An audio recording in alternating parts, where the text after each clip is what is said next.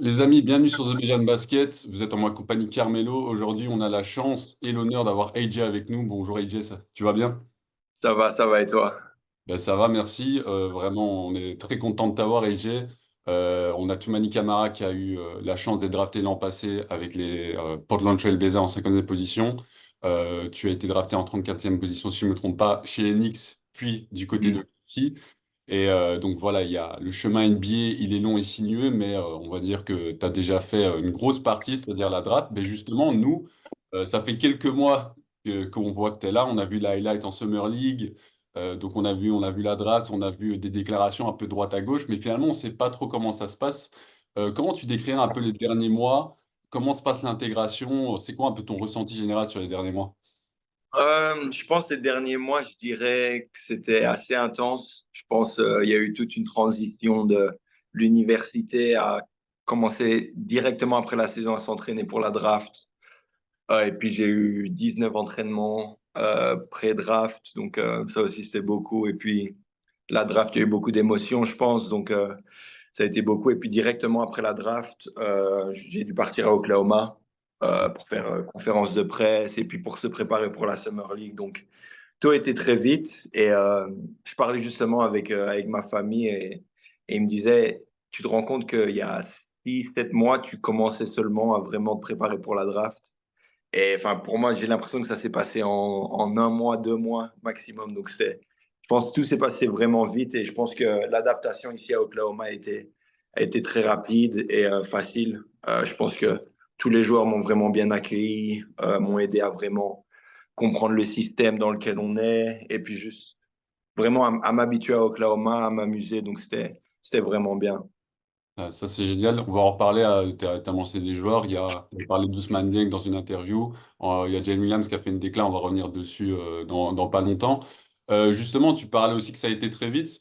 Moi, je pense à il y a une fameuse vidéo qui est dispo sur Internet. Je pense à 17, 18 ans, tu disais, ah oui, moi, enfin, je m'appelais Jay Mitchell, j'ai envie de jouer à NBA. Et c'est incroyable de se dire, je sais pas si tu l'avais vu, mais nous, on l'avait republié en disant, c'est quand même ouf, tu sais. Tu te projetais là, enfin là, tu y es du moins. En tout cas, tu as fait déjà un beau chemin. Avant d'être annoncé justement en 38e position, est-ce que tu avais eu des rumeurs, des échos te disant oh oui, je risque Oklahoma qui t'avait contacté ou c'est vraiment, on va dire, le soir même, on va dire comme nous tous, tu l'as découvert? Je pense que, enfin, avec la draft qui était en 2 jours, donc la première Ah, soirée, c'est on a particulier. été, ouais, T'as pas eu un peu le stress après la première soirée? j'ai pas eu vraiment de stress. Je pense qu'après tous les entraînements que j'avais faits, j'étais assez confiant qu'il y avait une chance d'être dans le premier tour. Donc, mais j'avais pas vraiment d'attente. Je pense que pour moi, le plus important, c'était juste à la fin du deuxième tour, même si je suis pas drafté, c'est d'avoir une opportunité avec une équipe. Donc pour moi, c'était que du positif. Et je pense la première soirée, évidemment, je pense que ma famille, certains étaient un peu déçus parce que ils pensent que voilà, je le méritais. Mais pour moi, Bien sûr, tu le mets, enfin on te le dit, c'est pas être pour être chauvin, mais tu le méritais. ouais, mais je pense que Mais c'est 34e position, c'est historique pour la ouais, Belgique. non, franchement, moi, j'étais hyper content. Donc, pour le premier tour, on avait quelques contacts avec des équipes, mais on savait pas encore ce qui allait vraiment se passer. Et puis, quand le deuxième tour a commencé, on nous avait dit certaines équipes qui étaient vraiment intéressées et Oklahoma était dedans. Et pour moi, enfin, j'espérais vraiment que ce soit Oklahoma parce que je me rappelle quand j'ai été m'entraîner pour eux, c'était incroyable. La façon dont ils m'avaient accueilli, la façon dont ils travaillaient. Donc, je me suis dit que si je finissais là-bas, ce serait parfait. Et puis, on attendait juste, dès que le deuxième tour a commencé, on attendait. Mes agents étaient au téléphone. Et puis, juste avant ce choix-là, il m'a dit, c'est fait. Oklahoma te veut. Donc, ça sera fait. Et donc, pour moi, j'étais super content. Et beaucoup d'émotions. La famille aussi. Donc, c'était vraiment top. Incroyable. Mais écoute, vu que tu mentionnes l'intégration à Oklahoma, je rebondis sur une question qui était en fait prévue un peu plus tard, mais c'est pas bien grave. À Oklahoma, on a eu l'occasion de parler avec Valentin Moniquet. Je pense que vous connaissez, il me semble, non? Ouais, ouais, Voilà, ouais. c'est ça en fait. Si tu veux, le jeu de la question, c'est de te dire, on dit, tu es le deuxième Belge en NBA, mais techniquement, on va dire, si on veut être précis, tu es le troisième Belge. Troisième, ouais. Valentin. Je vais te dire Valentin. Mais justement, ta relation avec Valentin, on va dire, disons, là, je ne sais pas si vous étiez en contact avant, il me semble, si je ne me trompe pas. Est-ce que maintenant vous êtes un peu plus en contact? Comment ça se passe? Enfin, forcément, là, je pense que vous êtes peut-être amené à vous voir plus souvent. Qui Mhm. a eu dans ton intégration, ou bien Ousmane Dieng, qui est également francophone, tu l'avais mentionné. Toutes ces personnes-là, et Valentin évidemment, vu qu'il est belge, et il vient en plus de Liège comme toi, donc Non. c'est quand même incroyable, c'est ouf, deux Liégeois. Vous faites un peu en mode colonisation d'Oklahoma, c'est ouf. Voilà, comment ça se passe avec Valentin et tout le reste? Ça se passe super bien, Valentin. Enfin, c'est mon gars, c'est un super gars. Et je pense, enfin, dès que j'étais arrivé déjà, quand je suis venu m'entraîner avant la draft avec eux, j'ai pu parler avec lui. Quand j'étais à Santa Barbara, j'ai pu discuter avec lui. Et même pas, on parlait même pas de NBA ou de rien du tout. Je savais qu'il était belge, il savait que j'étais Bien sûr. belge. Il y avait juste cette connexion, donc c'était vraiment bien. Et puis depuis que je suis ici, enfin, c'est tous les jours je le vois. On parle de tout, de rien. Et puis, enfin, il est toujours là. Il m'a même dit, il m'a dit si j'ai besoin de quoi que ce soit, tu as mon numéro. Donc c'est super d'avoir quelqu'un déjà de ma propre ville et puis quelqu'un Incroyable. qui peut m'aider à tout moment. Donc c'est super bien. Et puis ouais, comme tu as dit, Ousmane aussi, ça aide aussi. Juste pouvoir parler français, c'est Ah, c'est rare une ici, sorte d'encre. donc c'est vraiment bien. Mais non, franchement. Et puis il y a Lou Dort aussi qui parle français. Donc juste le fait de pouvoir parler français à Oklahoma, c'est quand même bien pour moi. Je trouve ça top. Non, mais enfin, de notre côté, on va dire en tant qu'observateur, on était, quand on a vu OK ici, on s'est directement dit ça c'est génial parce qu'on savait évidemment Mhm. Valentin, tu vois, on a directement fait la connexion. Mais au-delà de ça, OK ici, c'est enfin une superbe organisation, en tout cas de ce qu'on voit, le projet avec Cher, etc. Justement, OK ici, c'est une équipe. D'ailleurs, si t'ont drafté, c'est pas anodin parce qu'on va dire OK ici, c'est quand même une équipe qui joue le titre. Vraiment, là, on a vu l'an passé enfin, ils ont fini premier de la conférence, ils ont été solides en playoff, etc. Donc, le fait qu'ils t'aient drafté quand même en 34e position, je veux dire, c'est pas eux qui draftent haut du panier, ça fait quand même quelque chose. C'est enfin, c'est qui compte sur toi, peut-être, on espère, cette saison. Tu as mentionné lors du Media Day que ce que tu avais vraiment aimé, c'est la compétitivité, disons, dans le groupe. Justement, avec tous ces joueurs talentueux, avec peut-être les rotations, est-ce qu'il y a du monde sur les postes arrière? Disons, comment est l'atmosphère? Comment toi tu prends, on va dire, cette énergie, on va dire, pour te permettre, je sais pas moi, de passer un step, de vraiment dire il faut que je réussisse à avoir ma place malgré les incroyables joueurs qui jouent à tes côtés, quoi. Mhm. Ouais, non, je pense pour moi, dès que j'ai été drafté par Oklahoma, je savais que voilà, il y avait beaucoup de compétition et moi, je l'ai vu, je pensais que c'était positif pour moi. Je pense que voilà, être capable de tous les jours aller à l'entraînement et se dire que voilà, il faut jouer à fond, chaque possession, tout donner et juste être compétitif à mort. Donc pour moi, c'était super et je pense que Oklahoma, c'est une équipe qui compte beaucoup sur les jeunes joueurs et qui compte beaucoup sur le développement. Je pense que ils veulent pas directement te mettre dans le bain et te dire va jouer, mais évidemment que c'est le but. Au final, c'est vraiment de te développer et de te donner une opportunité de jouer. Je pense que pour moi, le plus important, c'est juste de baisser ma tête, travailler et attendre que mon nom soit appelé. Je pense que ils font un super travail aussi avec la G-League. Je pense que au point de vue développement, quand tu vois les joueurs qui ont été entourés à Oklahoma, il y en a beaucoup. Aaron Wiggins, avec qui j'ai parlé, qui m'avait dit comment c'était, Lou Dort. Et puis il y a Alex Caruso qui, avant de revenir à Oklahoma, il était aussi Ouais. en G-League là-bas. Donc, juste savoir que peu importe où je suis, j'aurai l'opportunité de me développer. Et je pense que pour moi, le plus important, c'est juste de bosser à fond et voir ce qui va se passer. Ouais, exactement. Justement, en fait, limite, tu fais les transitions pour moi. J'allais dire que certainement, enfin, il est probable quand même, sans trop s'aventurer, que tu vas faire tes débuts en G-League. Évidemment, c'est normal pour prendre le rythme, etc. Justement, par rapport à ça, on a deux questions. Une première question, c'était, disons, une question un peu hypothétique sur l'avenir. Non, on en est encore loin, mais si tu devais faire tes débuts en NBA, toi, c'est quel joueur que tu te dis, moi, je veux vraiment affronter ce joueur ou le rencontrer éventuellement? Et deuxièmement, de la même veine, quelle équipe tu te dis, j'ai trop envie de jouer contre cette équipe en NBA? Le joueur, je pense que pour moi, ça serait probablement Steph Curry. Juste pouvoir jouer contre lui, voir ce que ça fait vraiment de Alors, jouer je contre me Steph Curry. permets, tu sais, j'ai vu la finale des JO à Paris, je peux te dire, c'est quelque chose, hein. Ouais. Donc, je pense que ça serait un truc incroyable. Évidemment, enfin, il y a tellement de gros joueurs en NBA que je pense que presque chaque match, ça serait impressionnant de jouer. Mais je pense que voilà, Steph Curry, c'est le même poste. Donc, si je devais vraiment être contre quelqu'un, je pense que contre lui, ça serait incroyable. Et puis, une équipe, je pense vraiment, la plupart des équipes, en vrai, je pense que euh, toutes les équipes qui m'ont pas choisi, je pense que j'ai quelque chose à leur prouver. Euh, Prouver d'abord à moi-même, mais aussi juste prouver que j'ai le niveau et que peut-être qu'ils ont fait une mauvaise décision au final. Donc, je pense que ça, c'est un challenge que je me mets aussi. Mais enfin, c'est sûr que jouer à New York, c'est incroyable, je pense. À LA, évidemment. Je pense que ces deux-là, ce serait quand même incroyable. C'est certain. Tu parlais, ben, déjà, moi je voulais aussi souligner, ben, félicitations pour ta Summer League, parce que vraiment, nous on a suivi ça avec attention. On a partagé tes highlights, etc. C'est quand même, je crois que tu as mis, il me semble, deux matchs à 21 points, tu as fait un double-double, les pourcentages ils sont carrés, à chaque fois avec évidemment du temps limité, parce que les autres rookies, les autres joueurs sélectionnés, ben, ils ont besoin de leur temps de jeu, donc c'est assez ouf. Honnêtement, je connais peu de joueurs, même disons haut draftés, qui ont fait des performances à ton niveau. Donc pour ça, félicitations.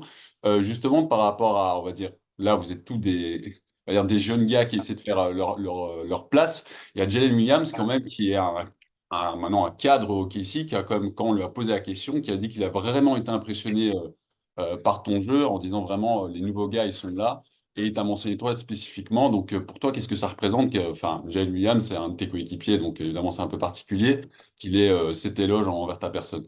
Mhm. Ouais, non, je pense bah, ça fait plaisir déjà. Je pense que voilà, quand un joueur de son niveau dit que, enfin, il a été impressionné par moi, franchement, ça m'a fait super plaisir. Et je pense que ça me donne encore plus de motivation pour continuer à travailler. Je pense que voilà, lui aussi, il vient d'une mid-major, donc j'ai pu parler aussi avec lui de ça et de comment la transition elle est de mid-major à NBA. Donc, je pense que c'était vraiment intéressant de parler avec lui et vraiment tous les jours d'apprendre de lui de Shea, juste apprendre de comment ils lisent le jeu, comment ils jouent, parce que au final, c'est ça le but, c'est d'être à leur niveau. Tout à fait. Mais justement, tu parles d'être à leur niveau.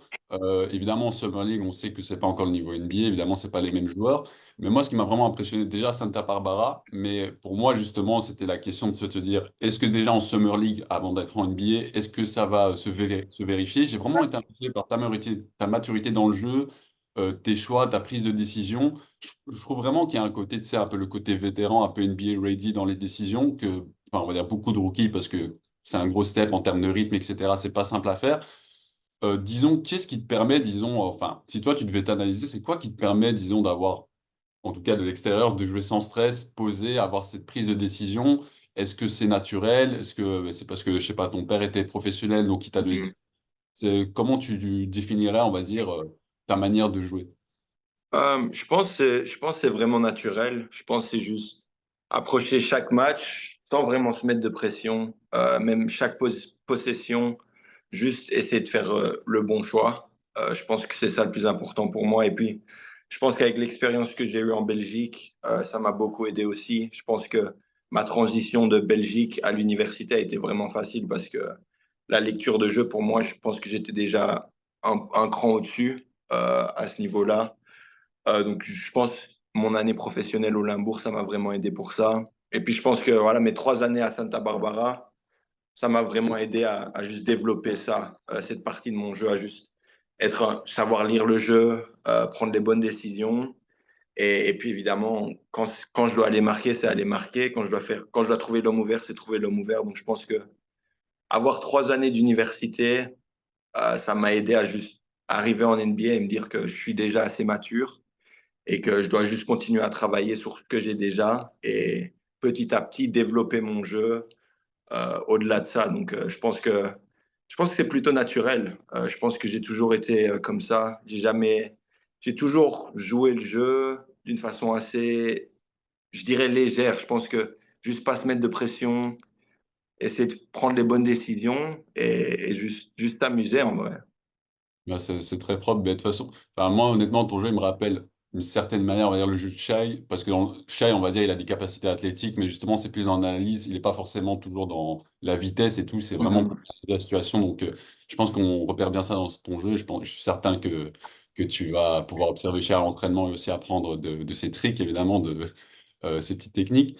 Je vais faire une transition sur, évidemment, ben, Toumani. Je sais que tu t'en doutais qu'on avait posé des questions par rapport à Toumani. Toumani, on l'avait posé la question justement lors de la diffusion de commentaires The Belgian Dream, qui est réalisé par Maxime Dôme et Prudhomme, j'ai oublié son prénom honnêtement. On l'a demandé finalement, toi tu réalises ton Belgian Dream, quel conseil tu aurais pour AJ Mitchell pour qu'il réalise le sien? Et en fait, il a honnêtement dit, enfin, ça fait qu'un an qu'il est dans la ligue, donc il a voulu être humble. Et donc, je sais pas si tu l'avais vu, mais il avait dit simplement, voilà, continue à être qui tu es, voilà, à faire ce que tu fais. C'est vrai que tu fais bien ce que tu fais, donc nous, on t'encourage évidemment là-dedans. Justement, avec Toumani, maintenant que tu es en NBA, est-ce que vous avez été en contact avant? Est-ce que vous êtes plus en contact maintenant? Est-ce que tu as demandé des conseils justement par rapport à l'intégration? Ou c'est plutôt, maintenant, comme tu es dans le flow, vu qu'on sait que ça va très très vite, Mhm. pas vraiment eu le temps, disons, de dire, je vais poser des questions à Toumani par rapport à son intégration en NBA. Ouais. Ouais, non, on avait parlé avant la draft, avant tout ça. Je pense juste d'un point de vue de, voilà, je pense que je savais déjà ce qu'il y avait à faire, mais je pense que le fait qu'il soit déjà là, je pensais que c'était super de pouvoir lui poser des questions sur quoi j'avais des doutes. Mais je pense que voilà, avoir quelqu'un qui était déjà dans cette position et qui a fait une super année, je pense que ça aide encore plus. Je lui ai pas vraiment posé de questions là aujourd'hui ou dans les dernières semaines. Je pense que on doit chacun se préparer pour la saison qui arrive. Donc, on est vraiment chacun resté de son coin. Et je pense que, enfin, ce qu'il a fait cette année, c'était déjà incroyable. Donc, je suis vraiment intrigué de voir ce qui va se passer cette saison pour lui. Maintenant, c'est vraiment un chouette gars. Quand j'étais à Santa Barbara, je me rappelle que Portland était à Santa Barbara aussi pour une préparation.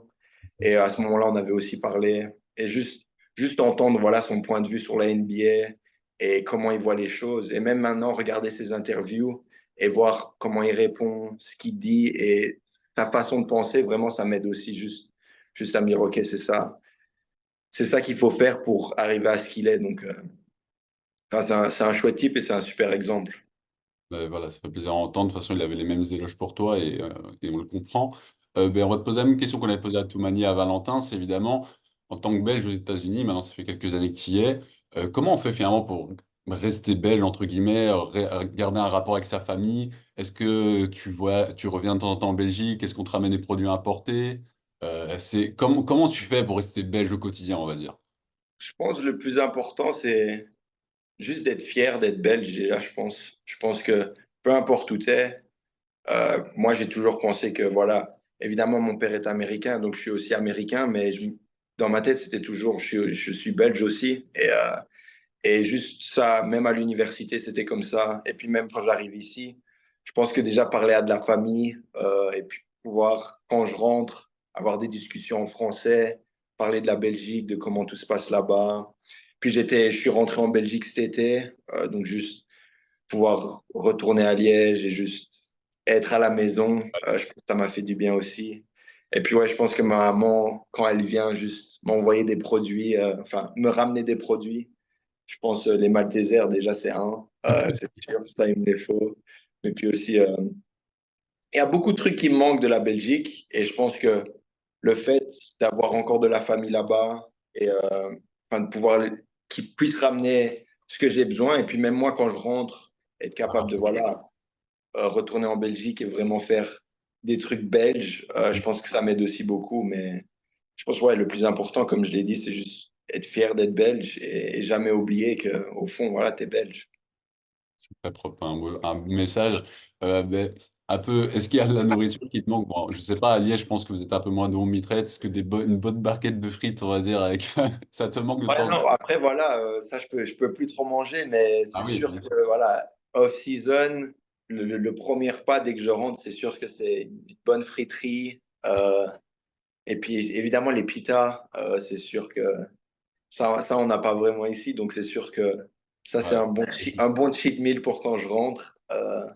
Mais non, évidemment, ouais, enfin, il y a beaucoup de choses qui sont différentes, je pense, en Belgique et aux États-Unis. Mais je pense que c'est plutôt facile de s'adapter juste à toutes les différences.